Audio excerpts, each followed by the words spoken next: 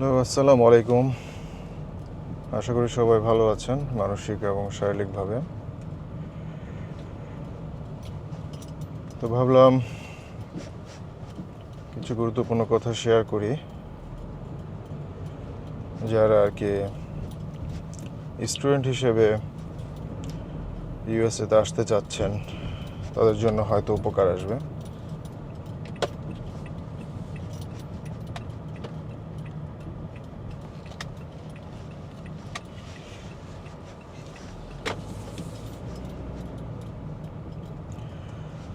তো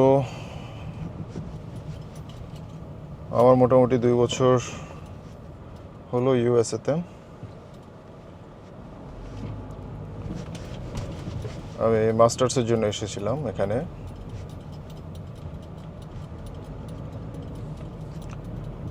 2024-এর অগাস্টে। তো এখন হচ্ছে 2026 আগস্ট মাস চলতেছে। তো এক্স্যাক্টলি 2 ইয়ার্স। এবং আমার যে কোর্সের যে ডিউরেশন ছিল সেই ডিউরেশনের মধ্যে আমি আসলে আমার মাস্টার্সটা কমপ্লিট করেছি।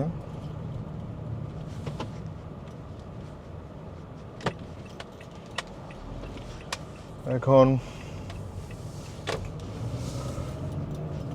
ইন ফিউচার কী করব সেটা দেখি। হয়তো মাস্টার্স যেহেতু করেছি, হয়তো হায়ার স্টাডির জন্য পিএইচডি করতে পারি, অথবা কোনো একটা জবে ঢুকতে পারি। এখনও ভাবছি কী করা যায়। তো এই 2 বছরে আমার যে এক্সপিরিয়েন্স হয়েছে, সেই এক্সপিরিয়েন্সের আলোকে আমি আসলে কিছু জিনিস শেয়ার করব। সেটা হচ্ছে যারা স্টুডেন্ট হিসেবে আসতে চান, তো এটা তাদের জন্যই, যারা হচ্ছে জেনুইনলি স্টুডেন্ট ভিসায় এসে এখানে পড়াশোনা করতে চান এবং তাদের একাডেমিক জার্নিটাকে তারা স্মুথলি পার করতে চান এবং কন্টিনিউ করতে চান পড়াশোনা।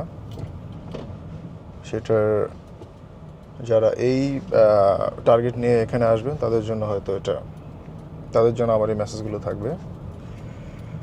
আর আদার ক্যাটাগরি যারা আছেন, যারা হচ্ছে ধরেন কোনোভাবে আসলেন, এসে এখানে হয়তো অন্য কোনো ওয়েতে তারা সেটেল হতে চাচ্ছেন, এরকম অনেক ওয়ে আছে। তো সেগুলো আমি জানি। তো আপাতত তাদের জন্য কিছু বলার নেই। তাদের জন্য আমি ডেডিকেটেড ইন ফিউচার হয়তো কোনো একটা ভিডিওতে কথা বলবো।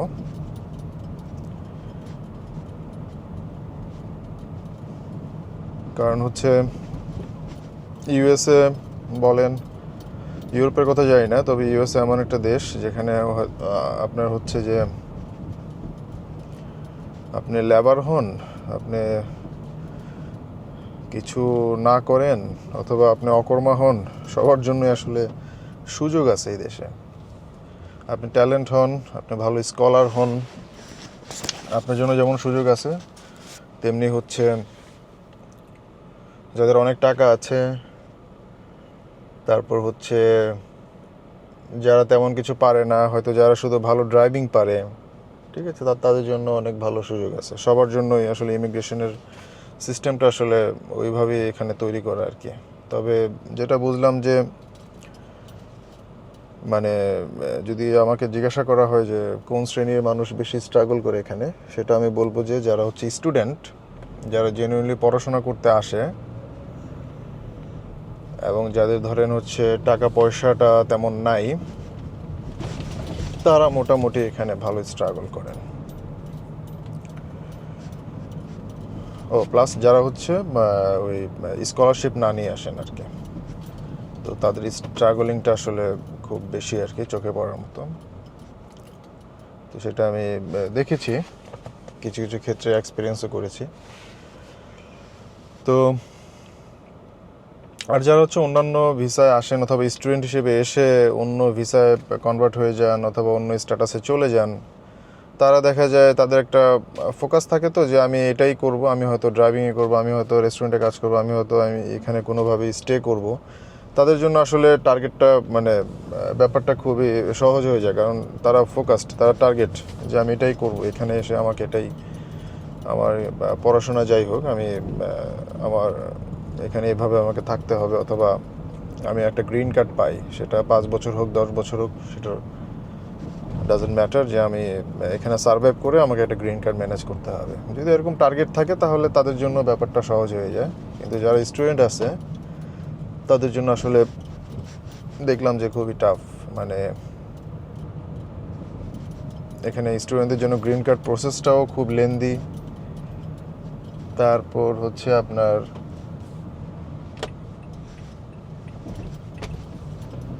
খুব বেশি আপনার তাদের স্ট্রাগল করতে হয়, তারা অন্য কোনো কাজ করতে পারে না।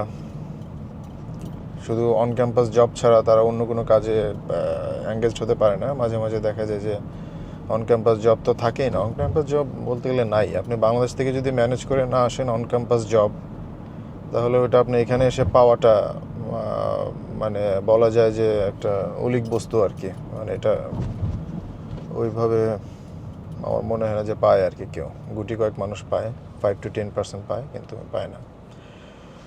তো যারা এখানে আসতে চান, পড়াশোনা করতে চান, স্টুডেন্ট হিসেবে আসতে চান, তাদের জন্য একটাই আমি মনে করি যে রাস্তা, সেটা হচ্ছে আপনারা স্কলারশিপ এবং ফান্ডিং ছাড়া ইউএসএতে আসাটা আমার মনে হয় না যে উচিত হবে আর কি। ঠিক আছে, কারণ আপনি যদি ধরেন মিনিমাম কিছু একটা ফান্ডিং নিয়ে আসেন, ওইটা দিয়েও আপনার কাভার হবে না। আপনার হয়তো 70%, 80%, অ্যাটলিস্ট 80% ফান্ডিং আপনার, আমার মনে হয় যে আপনার থাকা উচিত। আপনি যদি মোটামুটি একটা চান যে হ্যাঁ আমি এখানে পড়াশোনা করব, অথবা পড়াশোনা পরে জব টব খুঁজবো, তাহলে অ্যাটলিস্ট আপনার টিউশন ফিটা আপনাকে অ্যাভয়েড করতে হবে। সো টিউশন ফি অ্যাভয়েড করার একটাই রাস্তা, আপনাকে স্কলারশিপ নিয়ে আসতে হবে আর কি। আর যদি স্টাইপেন্ড পান, তাহলে সেটা তো আপনি আপনার লিভিং কস্টে কন্ট্রিবিউট করতে পারবেন। তো যেহেতু আপনি স্টাইপেন্ড আর যে স্কলারশিপ, যে কোনো মানে দুইটাই যদি আপনি ওইভাবে না ম্যানেজ করে বাংলাদেশ থেকে আসতে পারেন, তাহলে আমার মনে হয় না যে এখানে সার্ভাইভ করাটা আপনার জন্য ইজি হবে। আপনাকে হয়তো অড জব করতে হবে, অন্যান্য কাজ করে আপনি দিন শেষে 7-8 ঘন্টা আপনি ধরেন রেস্টুরেন্টে কাজ করলেন, ফুড ডেলিভারি করলেন, করার পরে পড়াশোনার আর আপনার ইয়া থাকবে না, ওই তেল আর থাকে না আর কি। ঠিক আছে, আর আমরা বাংলাদেশের মানুষ, তো আমরা দেখা যায় ছোটোবেলা থেকে একটু আদরে বড় হয়েছি এইভাবে। এখানে যেমন বাচ্চারা হচ্ছে আপনার 16 বছর পরই তারা একটু ইন্ডিপেন্ডেন্ট হয়ে যায় আর কি। ম্যাকডোনাল্ডসে কাজ করে, ইয়াতে কাজ করে, ওদের দেখা যায় বাবা মা ফ্যামিলি ব্যাকগ্রাউন্ড পুয়ার না, কিন্তু ওরা কাজ করে, স্বাবলম্বী থাকে আর কি। তো এখানে আমাদের টেন্ডেন্সি তো এরকম না বাংলাদেশে, তো আমরা এরকম অভ্যস্ত না আর কি। তো হুট করে এসে দেখা যাবে যে এগুলাতে ইউজ টু হতে, এবং সাথে পড়াশোনা, প্রেশার, সব কিছু নিয়ে আমার মনে হয় না যে সবাই সার্ভাইভ করতে পারে আর কি। তো যারা ব্যাচেলারে আসলে স্কলারশিপ ফান্ডিং পাওয়াটা খুবই টাফ। মাস্টার্সে আপনি পাবেন, কিন্তু ফুল ফান্ডেড পাবেন না। মাস্টার্সেও ফান্ডিং পাওয়াটা মোটামুটি কঠিন। তো যেটা হচ্ছে যে আপনারা পিএইচডিতে যদি আসেন, যারা অলরেডি ব্যাচেলার কমপ্লিট করেছেন বাংলাদেশে, রেজাল্ট ভালো, হয়তো দু একটা পাবলিকেশনস আছে অথবা নাই, পাবলিকেশনস যে ম্যান্ডেটরি সেটাও বলবো না। তো সেই ক্ষেত্রে দেখা যাবে যে আপনারা যেমন পিএইচডির জন্য ট্রাই করতে পারেন। ইউএসএতে এটা একটা সুবিধা যে আপনি অনার্স পাস করার পরে, বিএসসি পাস করার পরে আপনি পিএইচডির জন্য অ্যাপ্লাই করতে পারেন, যদি আপনার রেজাল্ট ভালো থাকে, আইএলটিএস স্কোর ভালো থাকে। জিআরই না থাকলেও হবে, সমস্যা নাই, জিআরইটা সব জায়গায় লাগে না। ঠিক আছে, ইউনিভার্সিটির এখানে প্রচুর ইউএসএতে ইউনিভার্সিটি আছে যেখানে জিআরই, তারপর হচ্ছে ইভেন আইএলটিএসও অনেক ক্ষেত্রে লাগে না, আপনি ডুয়োলিঙ্গো অথবা অন্যান্য যেগুলো আছে ইয়া দিয়ে করা যায় আর কি। তো তো আইএলটিএস থাকলে আপনি ভালো স্কলারশিপ ফান্ডিং পেতে সুবিধা হবে। জিআরই থাকলে তো আরও ভালো, যদি জিআরই না থাকে তাও সমস্যা নেই, পাবেন। কিন্তু আপনার হচ্ছে প্রফেসরকে কনভিন্স অথবা খুব ভালোভাবে আপনার প্রোফাইলটা সাজাতে হবে, ইউনিভার্সিটি থেকে ওইভাবে আপনাকে অ্যাপ্রোচ করতে হবে, তাহলে আপনি পাবেন। যেমন আমার কোনো পাবলিকেশনস ছিল না বাংলাদেশে, তো মোটামুটি আমি তো ফান্ডিং নিয়ে আসছি, প্লাস স্টাইপেন্ডও ছিল আমার। তো আমার পড়াশোনা করতে তো খরচ হয়নি, বরং উল্টা আরও কিছু ইউনিভার্সিটি থেকে টাকা পেয়েছে, যেটা দিয়ে আমি আমার লিভিং কস্টে ওখানে কন্ট্রিবিউশন করেছি আর কি। তো তো ব্যাপারটা হচ্ছে ওইটাই, যে যারা পড়াশোনা করতে চান অথবা এখানে এসে একাডেমিকটাকে আপনারা মেন প্রায়োরিটি করতে চান, তাহলে তাদের জন্য হচ্ছে স্কলারশিপ ফান্ডিং এগুলো ছাড়া আসাটা উচিত হবে না, এবং এসে আপনারা আসলে হতাশ হয়ে যাবেন। এবং বিভিন্ন পর্যায়ে দেখা যায় স্টুডেন্টরা বিভিন্ন ধরনের উল্টাপাল্টা কাজে এঙ্গেজড হয়ে যায়। তারপর হচ্ছে অনেকে রিস্ক নিয়ে বিভিন্ন ধরনের অড জব করে, ফুড ডেলিভারি দেয়। তারা দেখা যায় যে তাদের কোনো হেলথ ইন্স্যুরেন্স থাকে না, কিছু থাকে না, অ্যাক্সিডেন্ট করে বসে। তো অ্যাক্সিডেন্ট করার পরে তো তাদের হেলথ ইন্স্যুরেন্স নাই, তো এই কস্টিং তো আর কেউ বেয়ার করবে না, অথবা তাদের এটা তো ইলিগাল। তো আপনি কীভাবে আপনি ট্রিটমেন্ট পাবেন, ঠিক না? তো তো দেখা যায় লাইফ নিয়ে টানাটানি। এরকম অনেক স্টুডেন্ট আছে যারা হচ্ছে যে আপনার কি বলে যে ফুড ডেলিভারি করতে যেয়ে দেখা যায় যে প্রচুর ওদের মানে অ্যাক্সিডেন্ট করেছে এবং অনেকে মারাও গেছে। এরকম অনেক মানুষ আছে।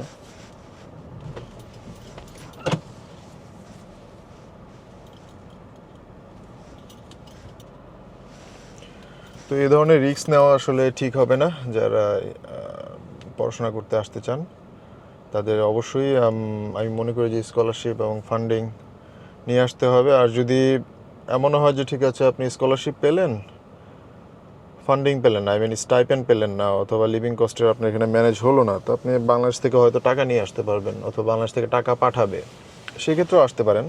যদি বাংলাদেশে আপনার বাবার টাকা থাকে অনেক, অথবা আপনার নিজেরও অনেক টাকা আছে, আপনি দেখা যায় ওইরকম টাকা প্রায় 30-40 লাখ টাকা আপনার বাংলাদেশে আছে, পাঠাইতে পারবে এখানে, ঠিক আছে? আপনার বাবা হয়তো 40 লাখ টাকা আপনার জন্য রেখে দিয়েছে আপনার পড়াশোনার জন্য, তো তারাও আসতে পারেন। কিন্তু ওই টাকা আপনি এখানে ইনভেস্ট করে, বাংলাদেশে 40 লাখ টাকা তো বিশাল ব্যাপার, ঠিক না? ওই টাকা আপনি ইউএসএতে এসে পড়াশোনার জন্য, মাস্টার্স করার জন্য ইনভেস্ট করবেন, সেটা রিটার্ন অফ ইনভেস্টমেন্ট কতটুকু আসবে আমি ঠিক শিওর না, কারণ আপনি আদৌ জব পাবেন কি না। আর এখানে জব মার্কেটটাও বেশি ভালো না। আগে যেমন কোর্স কমপ্লিট করার পরে জব পেতো আর কি, জবটা অ্যাভেলেবেল ছিল, কিন্তু জব মার্কেট এখন খুবই খারাপ। তো জব যদি না পান, আপনি যদি কোনো কারণে বাংলাদেশে ব্যাক করেন, তো সেক্ষেত্রে তো আপনি এই টাকাটা ইনভেস্টমেন্টটা আপনার জিরো, ঠিক না? জিরো হয়ে যাবে তখন সব কিছু। তো আপনি এখানের টাকা দিয়ে পড়াশোনা করলেন, থাকলেন, যদি কিছু না হয়, ভালো কিছু না হয়, বাংলাদেশে চলে গেলেন, অথবা ওইখান থেকে আবার অন্য কোনো পিএইচডির জন্য অথবা অন্য কোনো দেশে ট্রাই করতে পারেন, সেক্ষেত্রে এটা ওর্থ ইট হবে। তো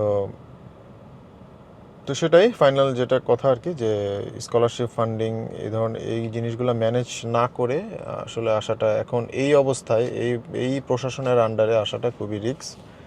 এবং আপনি চাইলেই বাইরে কাজ করতে পারবেন না, ইউনিভার্সিটিতে অন ক্যাম্পাস জব অ্যাভেলেবেল না। আর রেস্টুরেন্টে অথবা ফুড ডেলিভারি করে আপনি টিউশন ফি প্লাস হচ্ছে যে